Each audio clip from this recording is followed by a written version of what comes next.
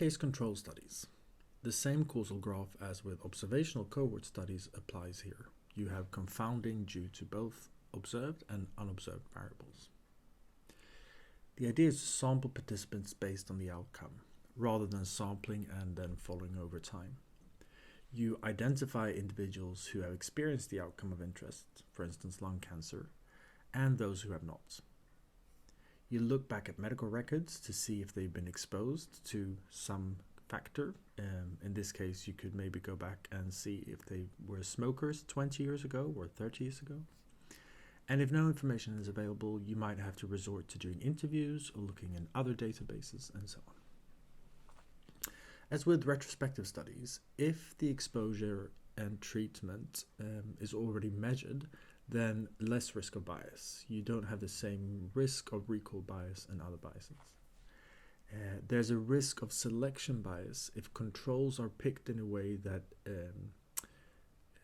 that preferences your hypothesis. So you could end up in a situation where controls are picked out to make your hypothesis look good. If there's no cohort available, if there's no actual real cohort available, then it's useful to use an imaginary one. So you could draw up an imaginary cohort and it will help you to properly define the research question. So the exposure, comparator, population outcome, inclusion, etc., etc. And that will then enable you to more clearly define from where you're drawing your samples. We're going to look at two different ways of sampling into a case control study. We're going to look at the cumulative control sampling, and we're going to look at case cohort sampling. So let's start with cumulative control sampling. Here, the cases are all the ones that had the outcome of interest, or a simple sample if there are too many. So here there were 1, 2, 3, 4, 5, 6 at follow-up who had the disease or the outcome, for instance lung cancer here. And we're going to include all of them in our study. They're going to be put in our box here called cumulative control sampling. The controls, well, we're going to sample them from the non-cases at the end of follow-up. So there's 1, 2, 3, 4, 5, 6 of the non-diseased or who do not have lung cancer at follow-up are also going to be included. So we sample those from the ones that do not have the disease at follow-up. You can now contrast these, the ones inside the box, on some measured, or you could measure it post hoc exposure. The key here is that the so-called case control odds ratio, that is the odds ratio that you will calculate given the individuals in your sample here, is actually an estimate of the cohort odds ratio. So the imaginary cohort that you drew up, if that study had been done, then you would have calculated an odds ratio. And it turns out if you use cumulative control sampling, then the odds ratio that you calculate, given the ones you've sampled, will be an estimate of the cohort odds ratio. I'm going to show you why this is, but you could also skip this part if you feel like it. If you're happy just living in a world where you accept that as axiomatic, that's fine. But I'm just going to quickly go through why that is the case. So here is our imaginary cohort. This would have been the case if we could actually do a prospective cohort study, then this is probably what we would end up with, okay? We have some people who have been exposed, some people who have not been exposed, some that have the disease at follow-up and some that do not. The number that have the disease at follow-up and have been exposed is A. The number that has the disease at follow-up and have not been exposed is C. And then B and D for the same two exposure groups, given that you do not have the disease. We can calculate the odds here among the exposed by taking A divided by B, and we can calculate the odds among the non-exposed by dividing C by D. And we get an odds ratio by taking this one divided by this one here. Take that one divided by that one, and a bit of arithmetic gives us a formula for the odds ratio in the cohort. A multiplied by D divided by B multiplied by C. If you did a cohort study, that is how you could calculate the odds ratio in the cohort. But we haven't done a cohort study. We've done a case control study with cumulative control sampling. So let's think about what the cases would look like in our 2x2 table. So cases are the ones that have the disease at follow-up. So those are the Y pluses. And I've said that we've included all of them. Okay, so that means among the cases, we've included both A and C. So from our imaginary cohort, or our real cohort, we've included all the individuals in this column. So that's exactly the same here in our case control as in our cohort. Nothing has changed. Among the non-diseased, those who do not have the outcome, we've only collected a fraction of them. And I'm going to call this fraction F. Okay, it's some number. We don't necessarily know what that number is, but we know that we didn't include all the non-cases. And so we don't have B and D, but we have F multiplied by B and F multiplied by D.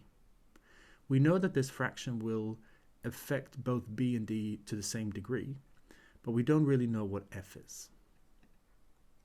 Okay, have a think about that. Pause the video if you need to think about that a little bit more. The idea here is that I don't have B and D, but I have a fraction of them because I've only taken a fraction of the controls into my cumulative control sampling. I could calculate the odds within the case control study by taking A divided by F times B. So just like I did A divided by B here to get the odds among the exposed in my cohort, I can get the case control odds among the exposed by taking A divided by F by B. Likewise, I can get the odds among the unexposed by taking C divided by F by D in my case control. But we don't know what F is, so are we in trouble?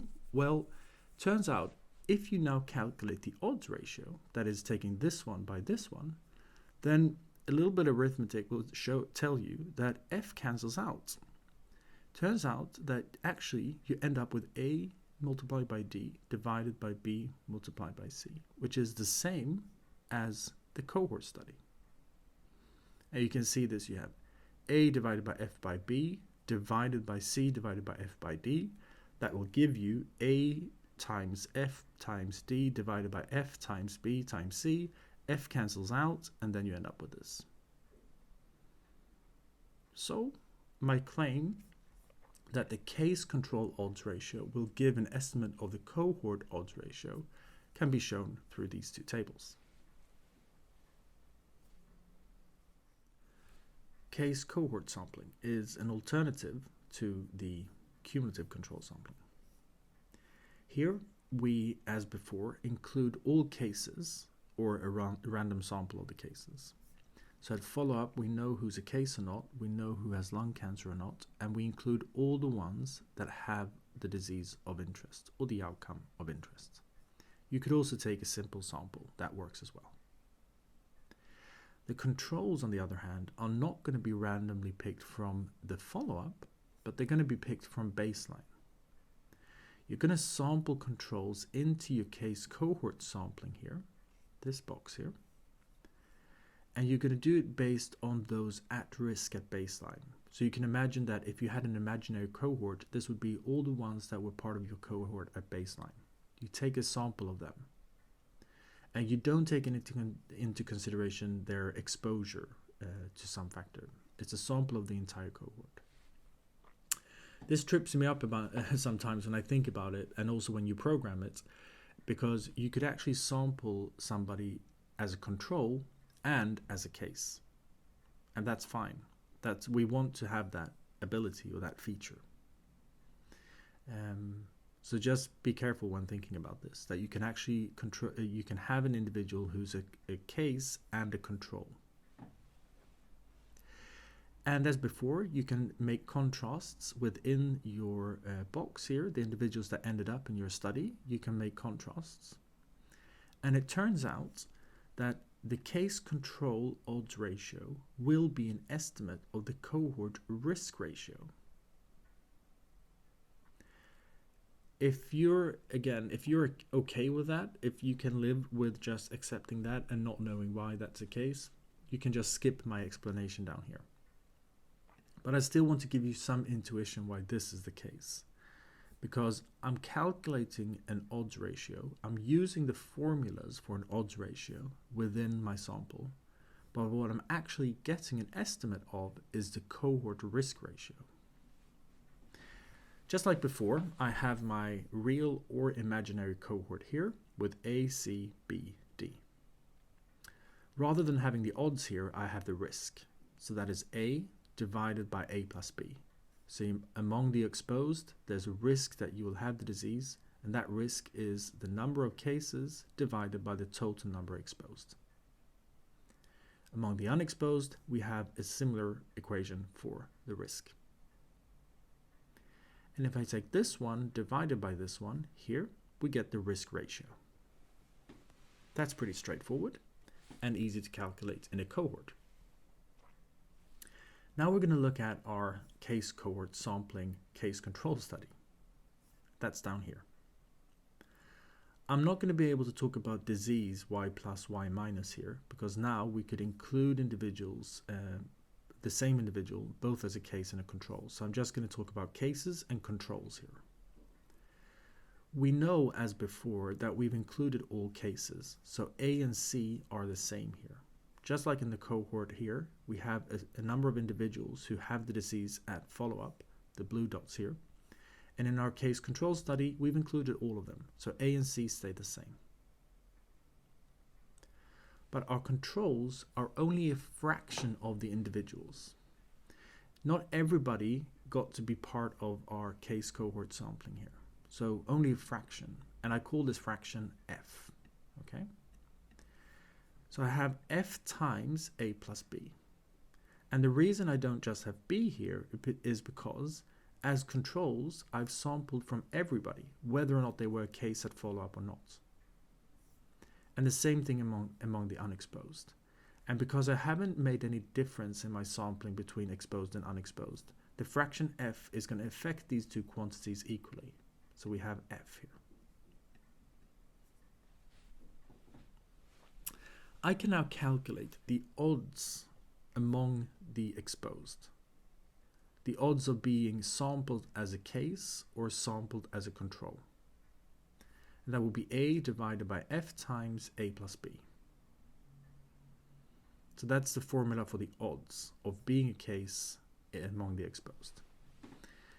What is the odds of being a case among the unexposed? It's C divided by F times C plus D. This one divided by this one.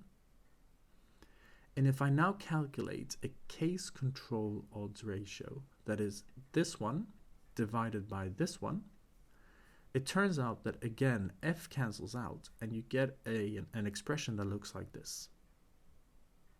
And with a little bit of math, you can turn that expression into this. So these two are equivalent. They mean the same thing. And so the case control odds ratio is exactly the same as the cohort risk ratio. See, this formula is the same as this one. Again, this trips me up as well. We're talking about cases and controls and odds of being a case and control. And once you take the odds ratio of that, you end up with a risk ratio of the cohort. So have a think about that. Look at this video again if you need to, or just accept the fact that this is the case. Okay, so a little bit of a demonstration to illustrate what I've just discussed. Here we have an imaginary cohort. This is a full observational cohort study and the results from it. And this is unobserved. We couldn't actually do this cohort study, so it's just imaginary. If we had done it, then you can see the outcomes here. The bunch of people who had the disease and did not have the disease, exposed, unexposed, totals, the risk among the exposed, the risk among the unexposed, the odds, and I've calculated the risk difference down here, this one minus this one, the risk ratio, this one divided by this one, and the odds, this one divided by this one. Okay, so that is what we actually cannot observe, but we would have observed if we could have done the study. Now I'm going to tell you that you're only allowed to sample 600 individuals. You're only allowed to investigate 600 individuals because maybe we don't have time, or there's budget constraints, it might be expensive, etc. You could decide then to say, well, I'm going to draw up this imaginary cohort, and then I'm just going to pick 600 individuals, just randomly pick them, and a purely random sample from all the individuals. Okay, so let's do that. When I click on this button, the system behind this is going to do exactly that. It's going to draw 600 individuals from this population here and calculate the risk difference, risk ratio, and odds ratio. So let's do that here. The risk difference that we found was 0.056, the risk ratio was 3, and the odds ratio was 3.25. That's the risk difference, okay, fairly close, not the others. Okay? Don't worry about this side yet. So you've done one study with 600 individuals, and then let's say you were allowed to do it again and again and again and again. So let's say you were allowed to reiterate your study infinite number of times. So every time I click here, a new study is done. Oops, here the risk difference this time was quite low, so were the risk and odds ratios. And as I click through here, a new study is done with 600 individuals sampled from this cohort. My point is that if we put all of those on a stack and then we look at them and we say, well, what was the average risk difference? What was the mean risk difference that I got in all of these studies? That's what we see here. The mean difference was 0.046. The mean risk ratio was 2.067. The mean odds ratio was 2.173. So on average, you're going to get pretty close to the cohort, the sort of the truth in this case. However, the standard deviations are going to be fairly high. And as I click through here, those numbers change as we add more studies to our stack. We're going to see that the standard deviations are fairly high. And that's a concern because you're only allowed to do this study once. And if you know that the standard deviation is very, very sort of big and wide here, then that means that there's a high risk that you're going to get an estimate that is way off, like in this case, which is way off. So just picking 600 individuals isn't really optimal. And also I should note here we actually have quite a few cases. It's probably more common that you have fewer cases than 300 out of 4,000. And in those cases where you have fewer cases, you're going to have even worse. Your outcome is going to be even worse than this. Okay, but we have learned how to use cumulative control sampling. So why not do that? Okay, that's fine. Let's do that. We are going to still allow you 600 individuals to investigate. And this time you're going to include all 300 cases. So all of these are going to be included in your study. And then you're going to sample 300 controls from follow-up. So individuals you know that don't have the disease. That's the cumulative control sample. Scroll up and look at that again if you forgot what it's all about. Same thing. I'm going to click this button and then I'm going to run that study. Here you go. The risk difference, 0.21. Way off the risk difference of 0.05. So already after one here, I don't need to tell you this, but the risk difference is not calculatable when you do a cumulative control sample. The risk ratio within the case control study was 1.55, which is off from 2, and that's not going to get close. The odds ratio is 235, which is also fairly far from 211, but in the long run, you're going to get close. So I click through here to add studies to my stack to see what happens in the long run. Well, over here you see on average the risk difference is way off. So again, you're never going to get the risk difference when using this type of sampling. The risk ratio is also off. It's lower than 2 and you're not going to get close. The odds ratio on the other hand is 2.12. That's fairly close to what we would expect. But note that the standard deviation is also much lower than when you just took a simple sample up here. So while these two methods might get you close to the true odds ratio, and this one will also actually get you close to the risk difference and risk ratio mean, The cumulative control sampling strategy allows you to reduce the standard deviation of the average of all the odds ratios that you could calculate if you were allowed to do the study multiple times. Basically what it means is you have a lower risk of getting an odds ratio that's far from the cohort odds ratio when using cumulative control sample than in a random sample. And you can keep clicking through here if you want to see how these numbers change. But if you use a cumulative control sample strategy, you're not going to get the risk ratio or the risk difference. And the final sampling strategy we looked at was case cohort sampling. So let me just scroll back. So we're sampling cases, but we're also sampling individuals from baseline. Same thing here. I'm going to click out here, and then we're going to get one study done. Risk difference is way off. So we expect 0.05 risk difference. We got 0.94, so that's not going to happen. Risk ratio is 2. The risk ratio we estimated was 1.49. The odds ratio 2.2. The odds ratio we expect is 2.11. Okay. I'm not convinced. So let's click through here a few times and add a few studies on our stack to see what happens in the long run when we do case cohort sampling. So I'm going to click through a few studies here. There, okay. The average risk difference is way off, so just forget about that one. That's not going to happen. The risk ratio is also off, okay? It's 2. Here, that's what we expect, and we got 1.418 here. So the risk ratio, you're not gonna get it from the risk ratio from the case cohort sampling at least. But look at the odds ratio here. The average odds ratio is approximately 2. But the cohort odds ratio is 211. But recall what I said earlier, that the odds ratio in a case cohort sampling strategy estimates the risk ratio of the cohort. So this one, 2, well, approximately 2, is actually trying to estimate this one. So the estimate is good. The odds ratio within a case cohort sampling strategy estimates the risk ratio of a cohort.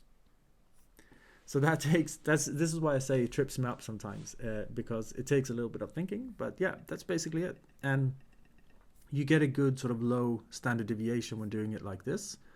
If you did want to estimate the risk ratio, you could do it through a random sample.